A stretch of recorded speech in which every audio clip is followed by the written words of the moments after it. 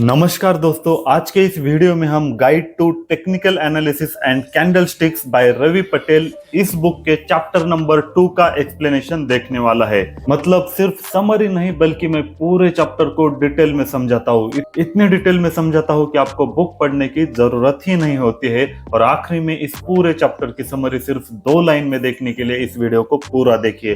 तो चलिए इस वीडियो की शुरुआत करते हैं। चैप्टर 2 का नाम है introduction to stock market analysis. Stock market का एनालिसिस कैसे करते हैं।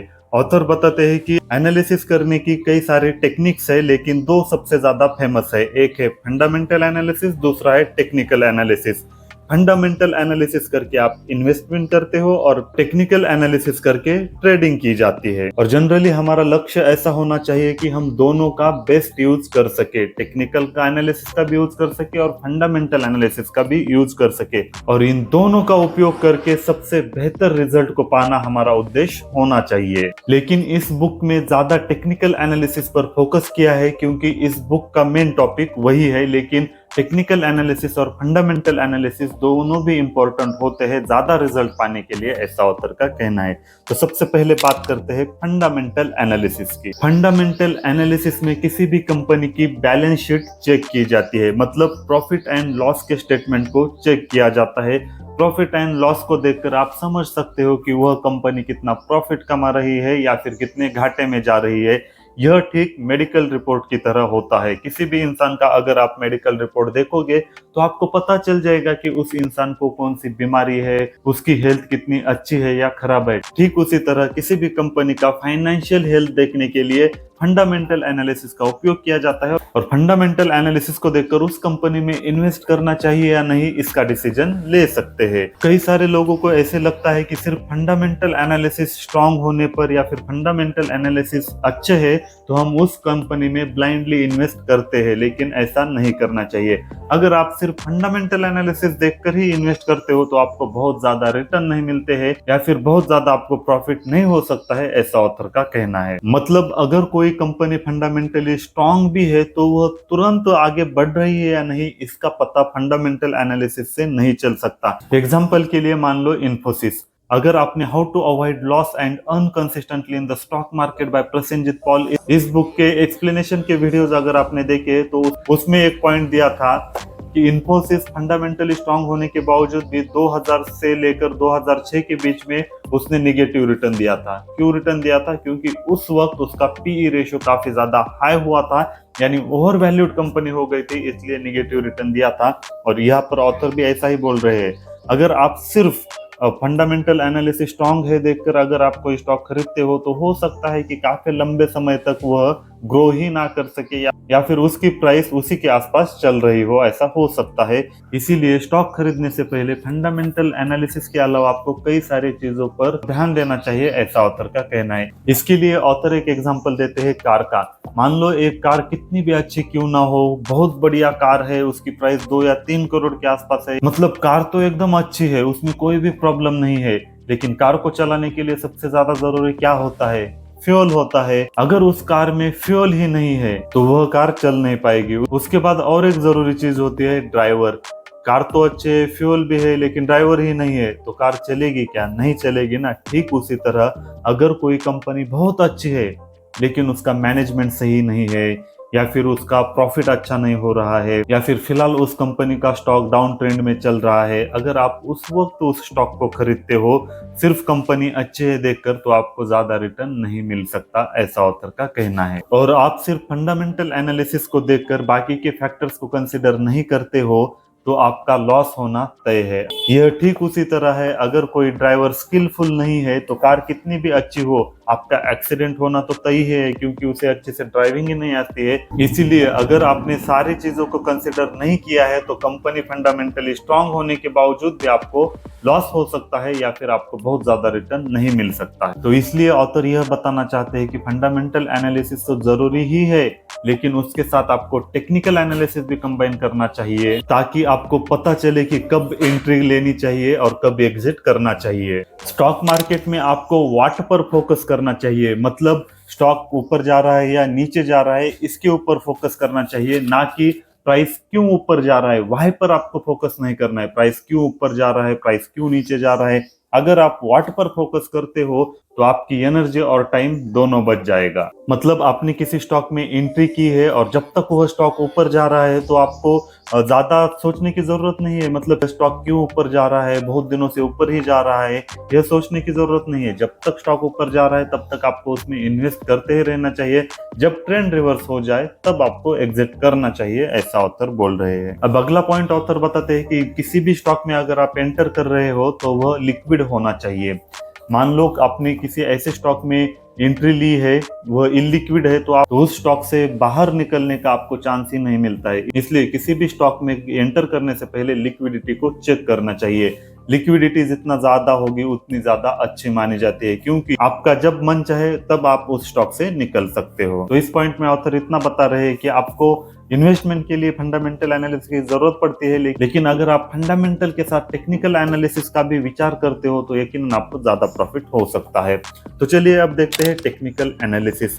टेक्निकल एनालिसिस का मतलब होता है पास्ट प्राइस मूवमेंट से फ्यूचर प्राइस को प्रिडिक्ट करना। मतलब किसी स्टॉक ने पास्ट में कैसे परफॉर्मेंस दिया है उसको एनालाइज करके फ्यूचर में वह कैसा बिहेव करता है या फिर उसका प्राइस मूवमेंट कैसे होता है, इसका अंदाज लगाना, इसे ही टेक्निकल एनालिसिस कहा जाता है। टेक्निकल एनालिसिस की जो स्टडी करते हैं उन्हें टेक्निकल एनालिस्ट कहा जाता है, और टेक्निकल एनालिस्ट के हिसाब से चार्ट्स की मदद से आप ट्रेंड को पहचान सकते हो, कब तक होल्ड करना चाहिए, कब निकलना चाहिए और कैसे ज्यादा पैसे कमा सकते हैं, यह सब चीजें आप टेक्निकल एनालिसिस से पता कर सकते हो, ऐसा टेक्निकल एनालिस्ट मानते हैं। क्योंकि टेक्निकल एनालिसिस का मेन ऑब्जेक्टिव ही यही है कि फ्यूचर की प्राइस प्रिडिक्ट करना है। अगर आपको लगता है आपने अच्छे से डेटा को एनालाइज किया और आपको लगता है कि फ्यूचर में किसी स्टॉक की प्राइस बढ़ने वाली है, तो आप तुरंत उस शॉर्ट टर्म का फायदा उठाकर पैसे कमा सकते हो। और शॉर्ट टर्म में पैसे कमाने के लिए सबसे जरूरी चीज है चार्ट ट्रेडिंग करना और सपोर्ट एंड रेजिस्टेंस को देखना। अगर आप यह चीजें अच्छे से सीख जाते हो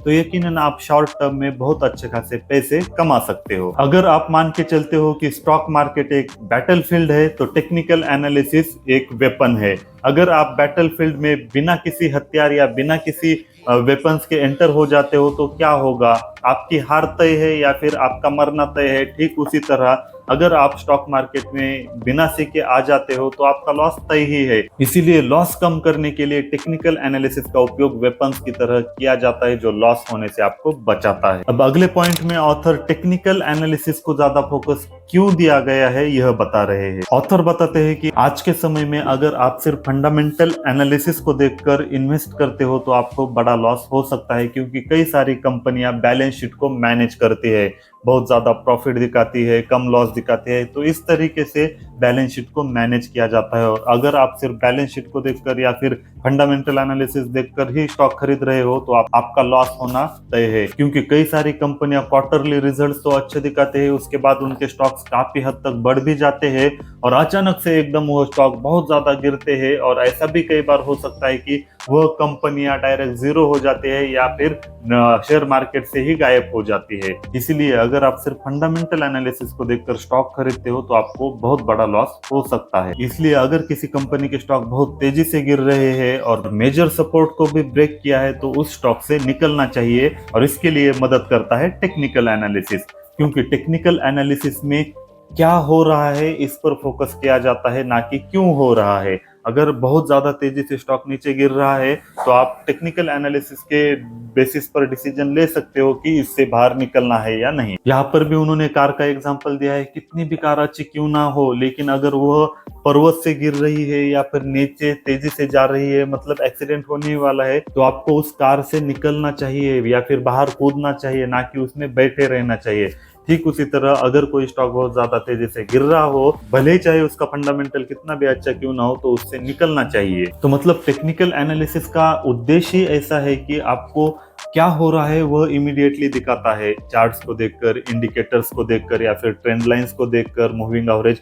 मतलब टेक्निकल एनालिसिस में कई सारे ऐसे पैरामीटर है जो आपको ट्रेंड रिवर्स कब हो रहा है, ट्रेंड कौन सा चल रहा है, कब निकलना चाहिए, कितने दिनों तक होल्ड करना चाहिए, ये सब चीजें आसानी से पता चल सकती है। एक बार आप इसे अच्छी तरीके से सीख जाते हो तो यह सब चीजें आप आसानी से कर सकते हो। टेक्निकल एनालिसिस की मदद से आप यह भी पता कर सकते हो कि कोई स्टॉक कितना ऊपर जा सकता है या फिर कितना नीचे जा सकता है सपोर्ट एंड रेजिस्टेंस को देखकर। मतलब यह ठीक उसी तरीके से है, अगर आप हर एक ट्रैफिक सिग्नल को फॉलो करते हो तो आप एक्सीडेंट होने से बच सकते हो या फिर पेनल्टीज देने से बच सकते हो। ठीक उसी तरह अगर आप टेक्निकल एनालिसिस को अच्छे तरीके से समझ सकते हो तो आपका लॉस बहुत कम हो सकता है और आपका प्रॉफिट कई गुना ज्यादा बढ़ सकता है। उसके बाद ऑथर बोलते हैं कि अगर आप किसी एक स्टॉक में लंबे समय तक इन्वेस्ट करने से अच्छा है टेक्निकल एनालिसिस को देखकर, अगर वह शॉर्ट टर्म में गिरने वाला है तो उस समय उस स्टॉक को बेचना चाहिए और जब ऊपर जाने लगे तब खरीदना चाहिए, ऐसा बोलते हैं। अगर आप ऐसा करते हो तो आपका रिटर्न काफी हद तक बढ़ सकता है। तो आगे ऑथर फिर से वही बता रहे हैं कि स्टॉक मार्केट एक बैटलफील्ड है, अगर आप बिना हथियार के अंदर जाते हो तो आपका हारना या मरना तय है। ठीक उसी तरह अगर आप बिना सीखे शेयर मार्केट में एंटर करोगे तो आपका लॉस होना तय है। इसीलिए सबसे पहले सीखने पर ध्यान दीजिए, ऐसा ऑथर बोल रहे हैं। अब नेक्स्ट पॉइंट है चार्ट का उपयोग क्यों करना है। चार्ट आपको ग्राफिकल हिस्ट्री देता है कि किसी भी स्टॉक के परफॉर्मेंस की। अगर आप बिना चार्ट देखे मार्केट में एंटर हो जाते हो तो ये ठीक उसी तरीके से है आप अननोन रास्ते पर ट्रिप पर निकले हो विदाउट मैप। मैप के बिना अगर आप किसी अननोन रास्ते पर चले जाओगे ट्रिप के लिए तो आपका खोना तय है या फिर आप खो जाओगे। ठीक उसी तरह अगर आप चार्ट्स को बिना देखे शेयर मार्केट में एंटर हो जाते हो तो आपका लॉस होना तय है। चार्ट्स आपको यह बताते हैं कि हिस्टोरिकली स्टॉक का हाई और लो कितना है, अभी वह स्टॉक डाउन ट्रेंड में है या अप ट्रेंड है, यह सब चीजें चार्ट्स को देखकर पता चलती है। और दूसरी सबसे बड़ी चार्ट की स्ट्रेंथ होती है वह टाइमिंग। अगर आप चार्ट्स को देखकर टाइमिंग करते हो तो आपको बहुत ज्यादा प्रॉफिट हो सकता है और जैसे इसमें आप स्किलफुल हो जाते हो तो यकीनन आप सक्सेसफुल हो जाते हो या फिर आप चार्ट्स को देखकर टाइमिंग करना सीख जाते हो। अब अगले पॉइंट में ऑथर ने fundamental analysis versus technical analysis दोनों का डिफरेंस बताया है। सबसे बड़ा डिफरेंस यही है कि फंडामेंटल एनालिसिस प्राइस क्यों ऊपर जा रहे हैं, प्राइस क्यों नीचे जा रहे हैं, मतलब क्यों पर फोकस करते हैं, यानी वाई पर फोकस करते हैं। और टेक्निकल एनालिसिस ज्यादा व्हाट पर फोकस करते हैं, प्राइस ऊपर जा रहे हैं या नीचे जा रहे हैं, मतलब क्या हो रहा है इसके ऊपर टेक्निकल एनालिसिस फोकस करते हैं और क्यों हो रहा है इसके ऊपर ध्यान नहीं देते। सबसे बड़ा डिफरेंस यही है। मतलब टेक्निकल एनालिसिस एक ऐसी स्टडी है जो सप्लाई एंड डिमांड के बेसिस पर की जाती है और फंडामेंटल एनालिसिस एक ऐसी स्टडी है जो प्राइस क्यों चेंज हो रहे हैं या फिर किस वजह से चेंज हो रहे हैं उस फैक्टर्स को एनालाइज करने की स्टडी होती है। अगर आप टेक्निकल एनालिसिस को सही तरीके से और डिसिप्लिन में यूज करते हो तो आप कई हद तक आपके लॉसेस कम कर सकते हो और कई हद तक आपका प्रॉफिट बढ़ा सकते हो और हमारा भी उद्देश्य यही है, ऐसा ऑथर कह रहे हैं। तो दोस्तों इस चैप्टर में ऑथर ने सिर्फ आपको फंडामेंटल एनालिसिस और टेक्निकल एनालिसिस का बेसिक इंट्रोडक्शन दिया है।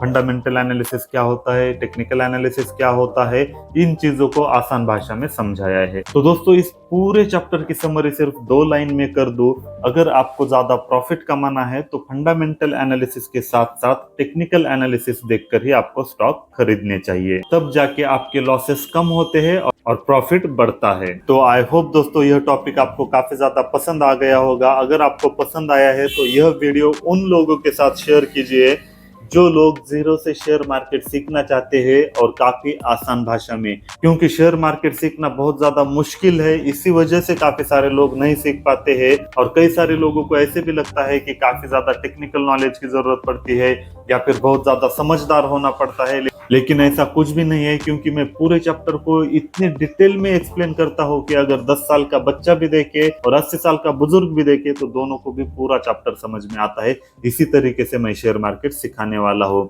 तो जिन लोगों को शेयर मार्केट बहुत ही आसान भाषा में सीखना है उन लोगों के पास यह वीडियो जरूर शेयर कीजिए और अगर आप कुछ सजेशन देना चाहते हो तो वह भी कमेंट करके जरूर बताना। मिलते हैं अगले चैप्टर में।